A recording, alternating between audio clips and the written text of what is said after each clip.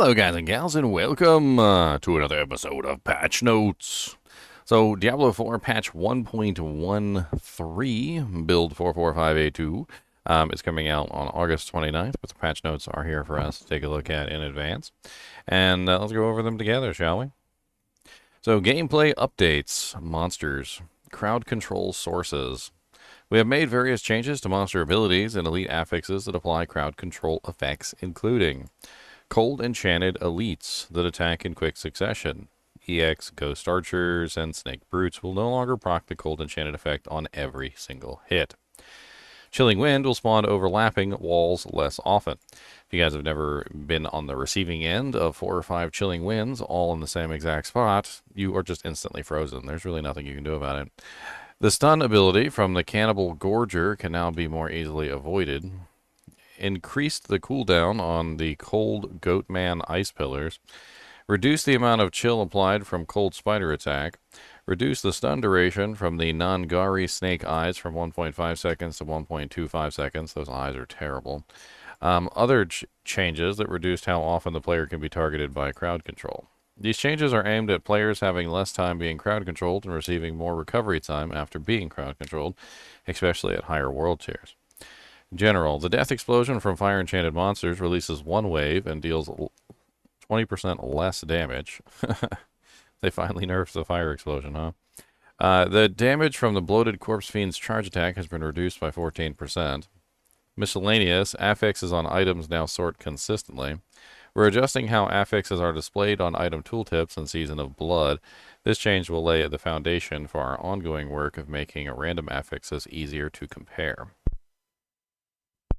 The seasonal and my class filters in the Codex of Power menu now remember the setting previously selected by the player. Navigating the glyph upgrade menu on controller will now feel more natural. Achievements, trophies, and challenges with shared unlock criteria across platforms now transfer via cross-platform progression.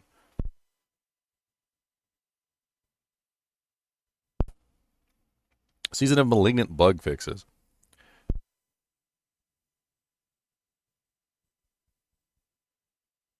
Excuse me.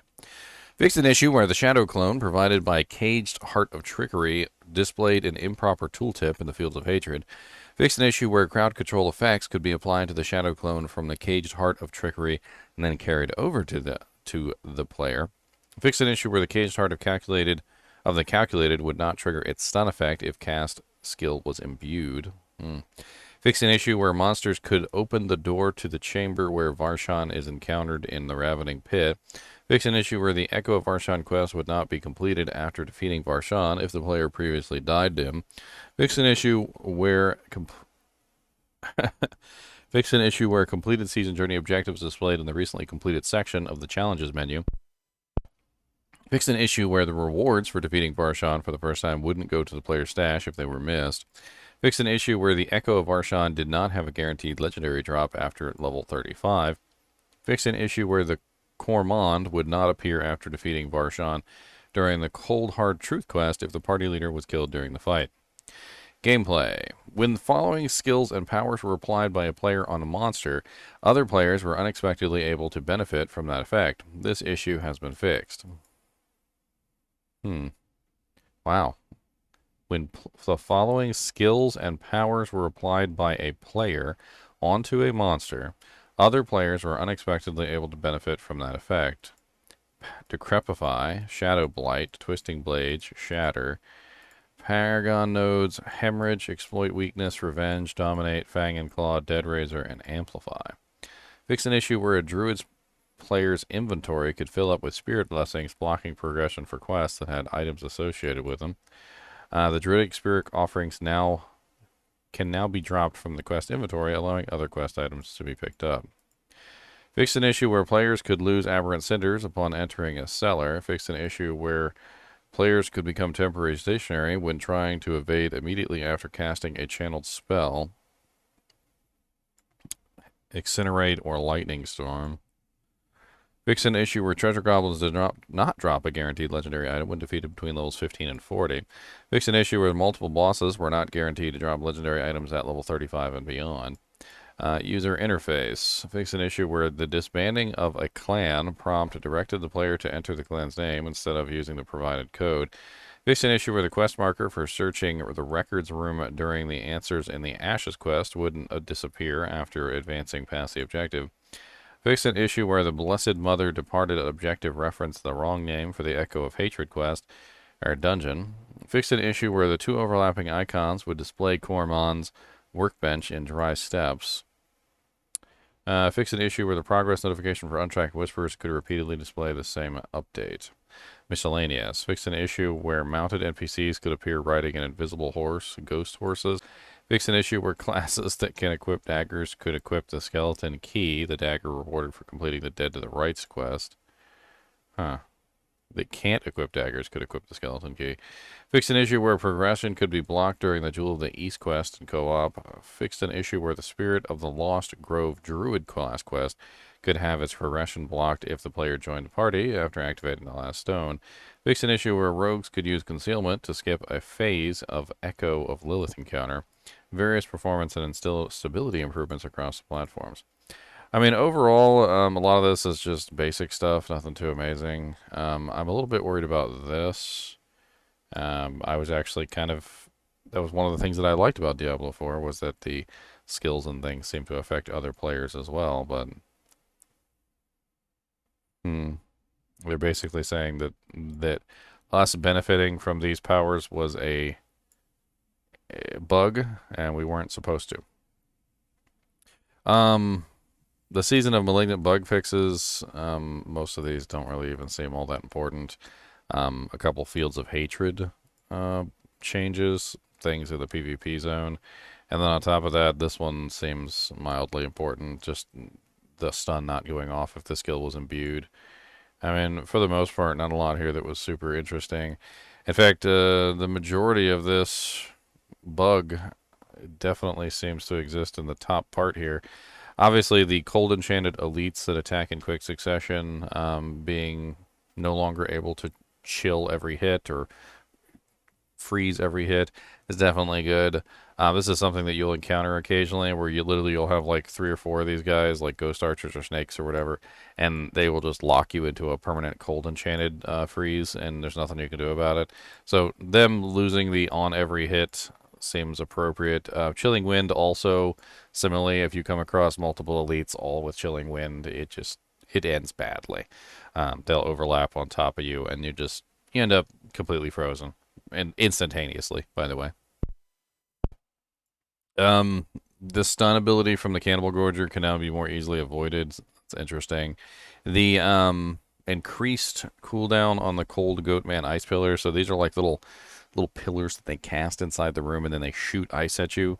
It was just unnecessary.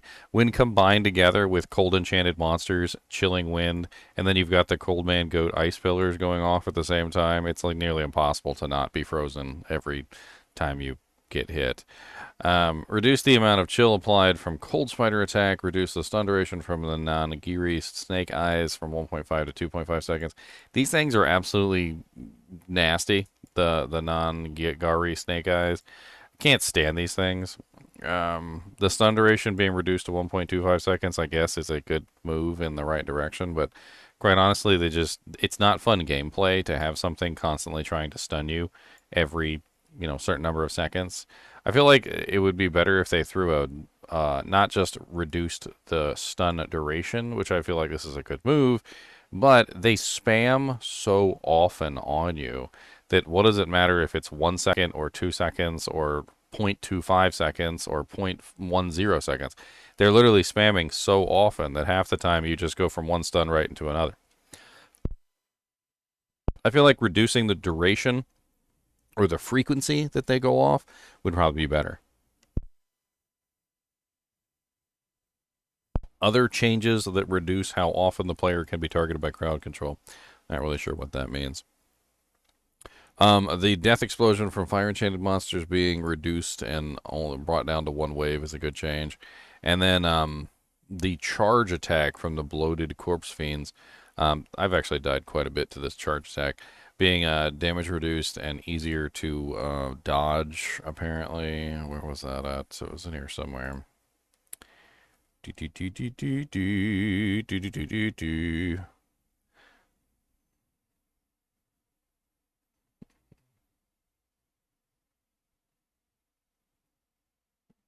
I could have sworn there was another one in here for the bloated corpse theme. Maybe I'm just imagining things. I mean, overall, these changes right here are pretty good. These changes are pretty good. And I mean, these are all right, I guess.